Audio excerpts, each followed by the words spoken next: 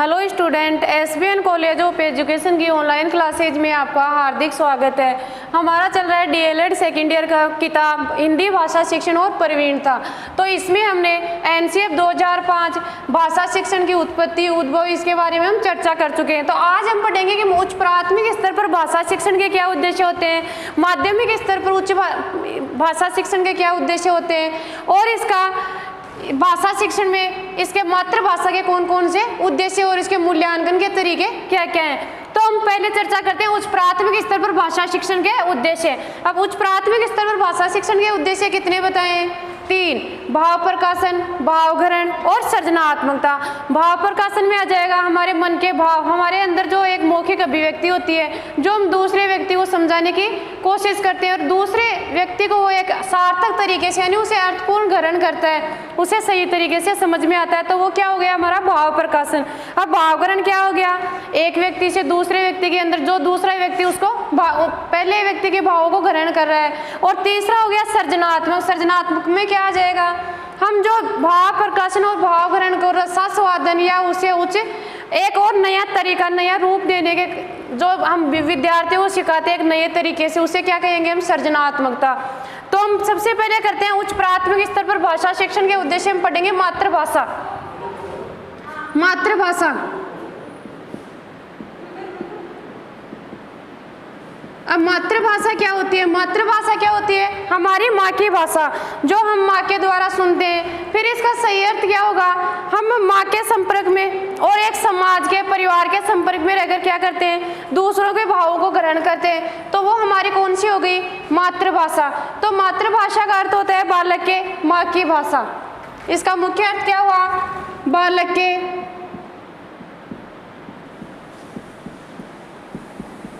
माँ की भाषा।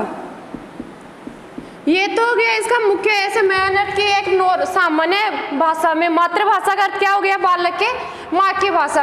अब देखते हैं कि बालक अपने आसपास के समाज में सहज भाव से अनुकरण द्वारा अपनी आवश्यकता अनुसार धीरे धीरे क्या करता है? सीखता है।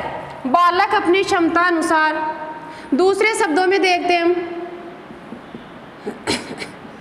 बालक अपनी क्षमता के अनुसार समाज में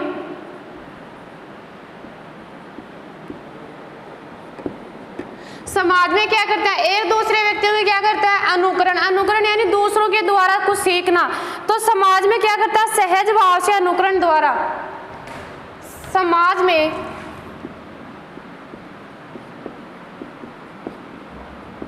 सहज भाव से अनुकरण द्वारा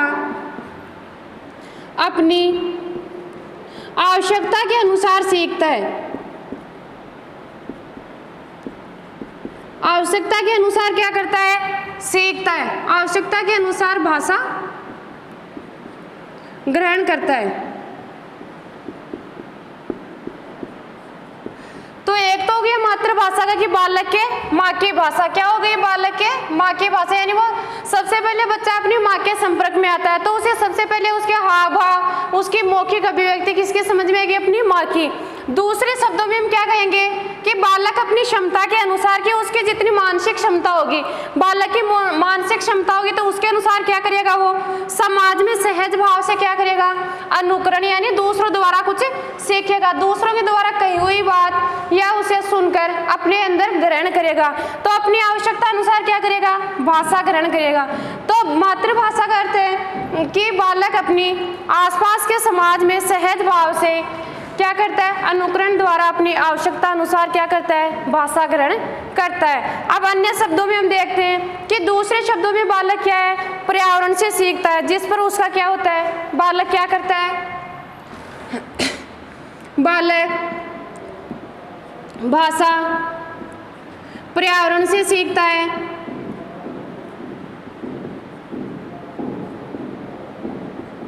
अब पर्यावरण से सीखता है तो उस पर क्या होगा? उस पर उसका जिस पर बालक का जन्मसिद्ध अधिकार होगा, बालक का जन्म सिद्ध अधिकार होगा। तो इसमें क्या हो गया, बालक किससे सीख रहा है, पहला सीख रहा है बालक अपनी माँ से। तो मेन बिंदु क्या आ गया मातृभाषा का, सबसे पहले किससे सीख रहा है, अपनी माँ से। दूसरा आ गया कि किससे सीख रहा है, समाज में सहज भाव, सहज अनुकरण द्वारा, समाज में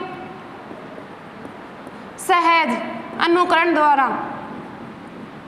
अब अनुकरण द्वारा क्या कर रहा है, ऐसे तो है नहीं कि बालक जो समाज में सब कुछ देख रहा तो वो उसने ग्रहण कर लिया, क्या करेगा, अपनी आवश्यकता के अनुसार क्या करेगा, भाषा ग्रहण की। जितनी बालक में मानसिक क्षमता होगी, क्या होगी उसमें, मानसिक क्षमता होगी, मानसिक क्षमता होगी, उसके अनुसार क्या करेगा, समाज में सहज भाव से अनुकरण द्वारा क्या करेगा, अपनी आवश्यकता अनुसार भाषा ग्रहण करेगा। अब तीसरी देखते हैं, बालक भाषा कहाँ से सीख रहा है, पर्यावरण से। तीसरा किससे कर रहा है, पर्यावरण से। तो पर्यावरण में क्या आ जाएगा कि वो क्या है कि बालक का क्या होगा, जन्म सिद्ध अधिकार। तो ये क्या हो गया, हमारी भाषा के अनेक मातृभाषा की परिभाषा है, जिसके अनुसार बालक एक मातृभाषा का प्रयोग करता है, उसे एक समाज में एक दूसरे के संपर्क में आकर एक दूसरे के साथ मौखिक अभिव्यक्ति और लिखित अभिव्यक्ति द्वारा व्यक्त करता है। अब शिक्षा के क्षेत्र में देखते हैं हम, ये तो हो गया हमारा सामान्य भाषा के रूप में। अब देखते हैं हम शिक्षा के क्षेत्र में, शिक्षा के क्षेत्र में मातृभाषा का क्या अर्थ होता है। सामान्य बोलचाल की भाषा में मातृभाषा का अर्थ क्या हो गया, माता, समाज और पर्यावरण के द्वारा क्या करता है, सहज अनुकरण द्वारा, सहज। अब दूसरा देखते हैं हम कि शिक्षा के अर्थ में मातृभाषा का अर्थ, शिक्षा के अर्थ में मातृभाषा क्या होती है। तो शिक्षा के अर्थ में मातृभाषा होती है कि मातृभाषा से तात्पर्य किसी क्षेत्र विशेष की उस भाषा से होता है, क्या होता है, किसी क्षेत्र विशेष की। शिक्षा के अर्थ में क्या हो गया, किसी क्षेत्र विशेष की उस भाषा से होता है जो उसे क्या करती है, शिक्षा, यानी जो एक जिसके माध्यम से उस क्षेत्र के शिक्षित व्यक्ति क्या करते हैं, मौखिक और लिखित रूप में क्या करते हैं, विचार विनिमय उस भाषा से होता है जिसमें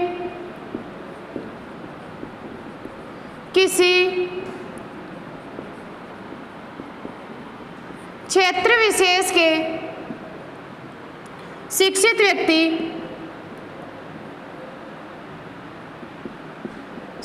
व्यक्ति क्या करते हैं, मौखिक और लिखित रूप में, मौखिक और लिखित रूप में विचार विनिमय करते हैं।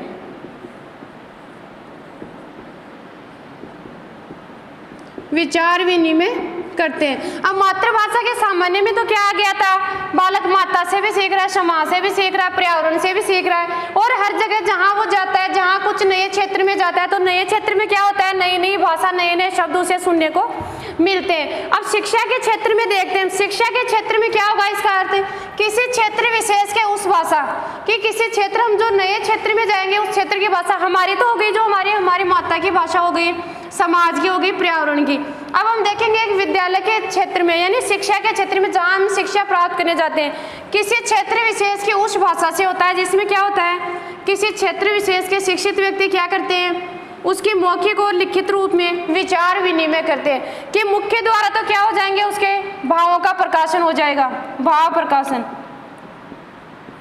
ये तो क्या हो गया उसका भाव प्रकाशन। फिर क्या करेगा वो, भाव ग्रहण करेगा। अब भाव ग्रहण यानी भाव प्रकाशन से तो एक व्यक्ति से दूसरे व्यक्ति के संपर्क में आकर क्या कर रहा है, उसे बता रहा है। फिर क्या करेगा, भाव ग्रहण करेगा इसके भाव प्रकाशन के। फिर तीसरा क्या निकलेगा इसे, सृजनात्मकता, यानी कुछ नया सीखेगा तो उसमें कुछ क्या होगा, नई भाषा का विकास होगा या नए शब्दों का विकास होगा। तो ये हो गया हमारा शिक्षा के क्षेत्र में कि किसी व्यक्ति को क्या होता है कि किसी क्षेत्र विशेष के शिक्षित व्यक्ति की मौखिक और लिखित रूप में क्या होता है, विचार विनिमय, दोनों में विचारों का आदान प्रदान होता है। अब देखते हैं भाषा शिक्षण के उद्देश्य। उच्च प्राथमिक स्तर पर भाषा शिक्षण के उद्देश्य, तो उच्च प्राथमिक स्तर पर भाषा शिक्षण के 3 उद्देश्य बताएं।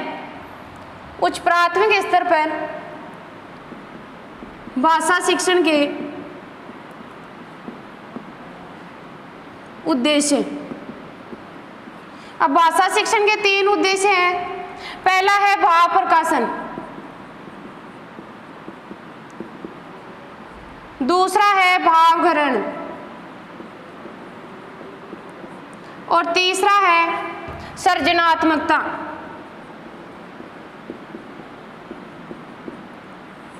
अब देखते हैं हम पहले भाव प्रकाशन क्या होता है, कि भाव प्रकाशन में क्या होता है, प्रत्येक व्यक्ति के हृदय में क्या होते हैं, अब अपने कुछ विचार होते हैं, अपने कुछ भाव होते हैं, जो क्या करते हैं हम दूसरे व्यक्ति के साथ उसका क्या करते हैं, साझा करते हैं, यानी अपने विचारों का आदान प्रदान करते हैं। कि हमारे अंदर अनेक प्रकार के भाव होते हैं हमारे हृदय में, तो उन भावों को व्यक्ति लिखकर या कहकर उस भावों को व्यक्ति किस रूप में प्रकट करना चाहता है, लिखकर और मौखिक और लिखित अभिव्यक्ति के माध्यम से क्या करेगा, व्यक्ति अपने हृदय के भावों को मौखिक और लिखित रूप में क्या करेगा, अभिव्यक्ति के माध्यम से उसे प्रकट करना चाहता है। तो उसे क्या हो गया, वही भाव अभिव्यक्ति क्या होगी, अधिक सफल होगी, जो मौखिक और लिखित होगी। ये भाव अभिव्यक्ति कौन सी हो गई, भाव प्रकाशन में यही भाव अभिव्यक्ति अधिक सफल होगी। अब अधिक सफल कैसे होगी, मौखिक और लिखित है, कि इसके अंदर क्या होता है कि इसमें दूसरा व्यक्ति क्या करता है, सरलता और स्पष्टता से समझ सकता है, तो उसे स्वयं में भी क्या होगी, एक संतुष्टि मिलेगी। ये मौखिक और लिखित कैसे होगी, कि इसे दूसरा व्यक्ति क्या करेगा, सरलता से और सहज रूप से सीख सकेगा, तो उसे क्या होगी, स्वयं को भी क्या होगा, एक संतोष का अनुभव होगा। हाँ, हम अपने विचारों का या अपनी भाषा का दूसरों को अपने माध्यम बनाकर दूसरों को समझा रहे हैं, या फिर दूसरों की भाषा में सरल तरीके से समझ में आ रही है। तो भावघरण में क्या होगी, मुख्य चीजें,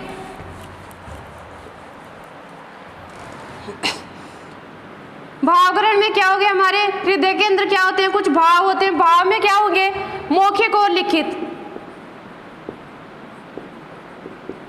मौखिक और लिखित भाव, लिखित भाव अभिव्यक्ति। अब ये भाव अभिव्यक्ति दूसरे व्यक्ति को समझ में क्या आए, किस तरीके से आएगी, जो सरल और सहज तरीके से। तो फिर व्यक्ति को क्या मिलेगा, स्वयं को ये क्या मिलेगा, संतोष का अनुभव, स्वयं को संतुष्टि मिलेगी। तो ये हो गया हमारा भाव प्रकाशन। भाव प्रकाशन के भी कुछ उद्देश्य है, कि हम बढ़ रहे हैं उच्च प्राथमिक स्तर पर भाषा शिक्षण के उद्देश्य। तो हम देखते हैं कि भाव प्रकाशन के क्या उद्देश्य है, कि विद्यार्थियों को किस प्रकार समझ में आएंगे, उच्च प्राथमिक स्तर पर जो विद्यार्थी हैं उन्हें कैसे समझ में आएंगे। तो भाव प्रकाशन के कुछ उद्देश्य हैं। इसमें क्या करना है, हमें विद्यार्थियों को मौखिक और लिखित अभिव्यक्ति पर क्या करना पड़ेगा, ज्यादा जोर देना पड़ेगा। तो ज्यादा जोर देंगे तो क्या होगा, बच्चों को सहज और सरल तरीके से समझ में आएंगी। विद्यार्थियों को अपनी भावधारा को, विद्यार्थियों को क्या करना चाहिए, जो हम अपने एक शिक्षक द्वारा जो बात कहते हैं उनको क्या करना चाहिए, सरल, स्पष्ट और प्रभावशाली विधि से, जो शिक्षक के भाव हैं उनको सरल, प्रभावशाली, स्पष्ट रूप से वह स्पष्ट रूप से लिखने व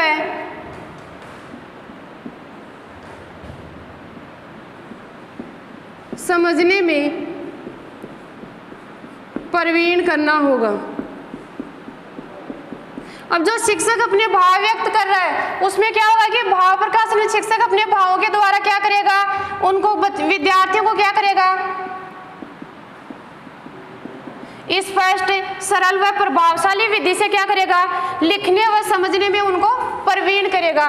तो ये है हमारी इसकी भाव प्रकाशन की विशेषता। अब दूसरा क्या है कि विद्यार्थियों को अपनी विचारधारा, अब शिक्षक क्या कर रहा है, अपने द्वारा क्या कर रहा है, अब विद्यार्थियों को क्या करना होगा, विद्यार्थियों को भी उसी तरीके से उस विधि से क्या करना होगा कि अपनी विचारधारा स्पष्ट रूप से मौखिक अभिव्यक्ति के योग्य बनाना होगा। अपनी विचारधारा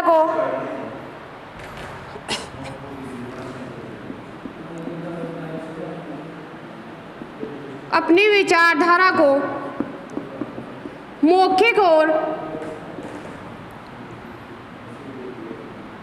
व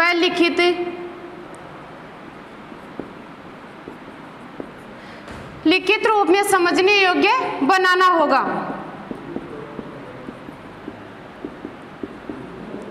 तो ये हो गया हमारा भाव प्रकाशन। भाव प्रकाशन में क्या हो गया, हमारी जो भावों की अभिव्यक्ति है उसको मौखिक और लिखित रूप से क्या होगा, विद्यार्थियों को समझाना होगा।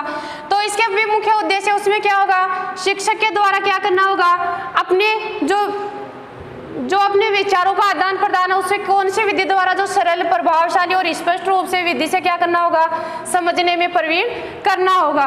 तो विद्यार्थी क्या करेंगे, अपनी विचारधारा को क्या करेंगे, मौखिक और लिखित रूप से समझने योग्य बनना होगा विद्यार्थियों को। अगला देखते हैं भावघरण। दूसरा है हमारा भावघरण। भाव प्रकाशन में हमारे खुद के विचारों का दूसरों के सामने प्रकट करना। अब दूसरा उद्देश्य देखते हैं भावघरण। दूसरे व्यक्तियों द्वारा अपने भावों का ग्रहण करना। एक व्यक्ति जो भाव प्रकाशित करता है उसे दूसरे व्यक्ति क्या करेगा, ग्रहण करेगा। एक व्यक्ति जो भाव प्रकाशित करता है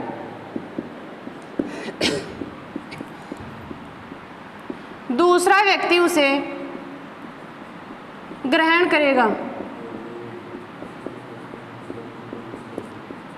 तो एक व्यक्ति जो भाव प्रकाशन में क्या कर रहा है, अपने भाव प्रकाशित कर रहा है, तो दूसरा क्या कर रहा है, उसे ग्रहण कर रहा है। यदि किसी की भावनाओं को तिरस्कृत किया जाए तो वह क्या हो जाएगा, निश्चय क्या हो जाएगा, मानसिक गुत्थियों का शिकार हो जाएगा। यदि किसी भावनाओं को तिरस्कृत किया जाए तो क्या हो जाएगा, कोई व्यक्ति की भावनाओं को तिरस्कृत किया जाएगा तो वह क्या हो जाएगा, मानसिक गुत्थियों का शिकार, यानी मानसिक क्षमता उसकी कमजोर हो जाएगी। तो उसमें क्या आ जाएगा, उसके मानसिक बुद्धि लब्धि का लेवल क्या हो जाएगा, एकदम निम्न हो जाएगा। तो निम्न हो जाएगा तो क्या हो जाएगा, वो मानसिक गुत्थियों का शिकार हो जाएगा।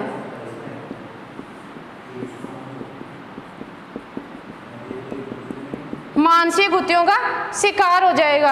अब देखते हैं, इसलिए यह आवश्यक है कि जो व्यक्ति जो कुछ कहता है, अब एक व्यक्ति कुछ कह रहा है, अगर अगले को नहीं समझ में आ रहा है तो उसका क्या हो रहा है, अर्थ का अनर्थ।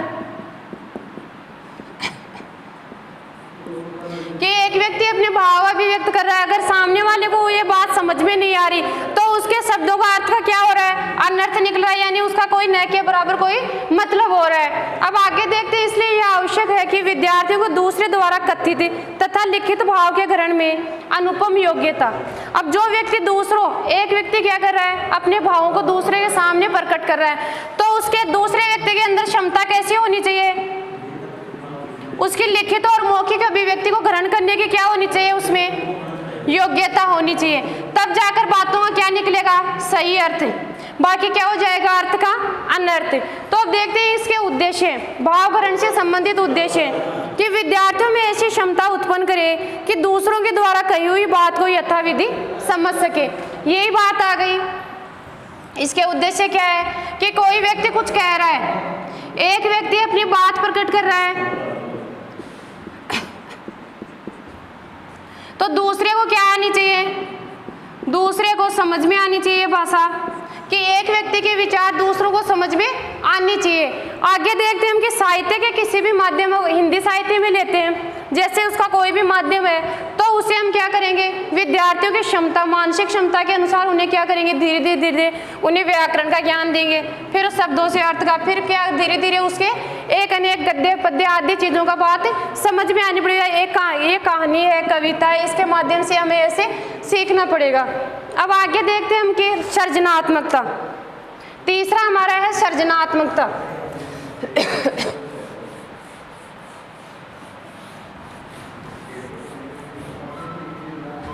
तीसरा है हमारा सृजनात्मकता।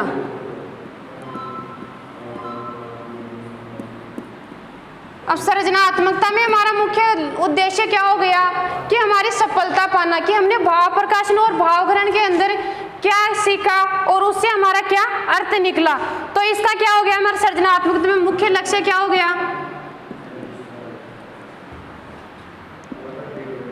सफलता, कि हमने मौखिक और लिखित भावों को कहाँ तक सीखा, कहाँ तक समझा।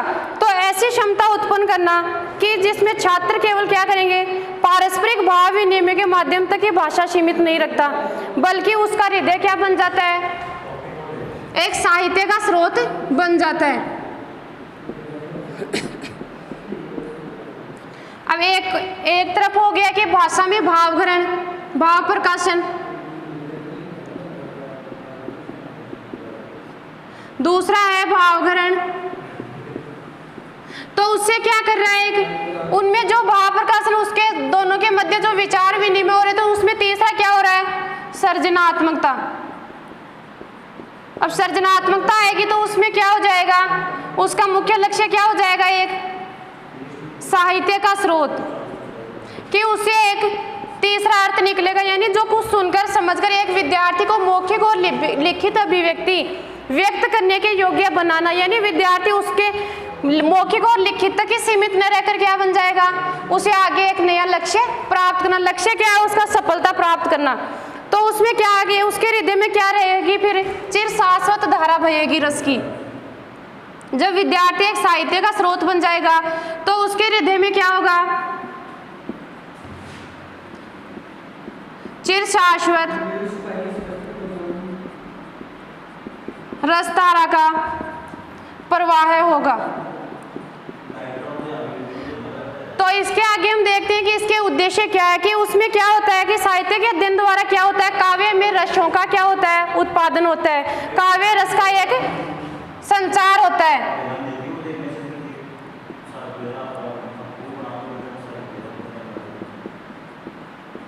साहित्य में क्या होगा, काव्य रस का संचार। तो इसमें शिक्षण के उद्देश्य में कि पढ़ने के प्रति ऐसे आनंद भाव का सर्जन हो जो साहित्य में क्या करेगा, पढ़ने और लिखने की रुचि हमारे अंदर कैसा हो, विद्यार्थियों के अंदर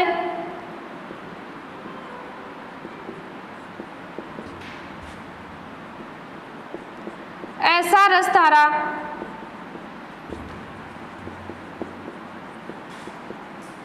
प्रवाहित हो जो विद्यार्थियों को पढ़ने और लिखने में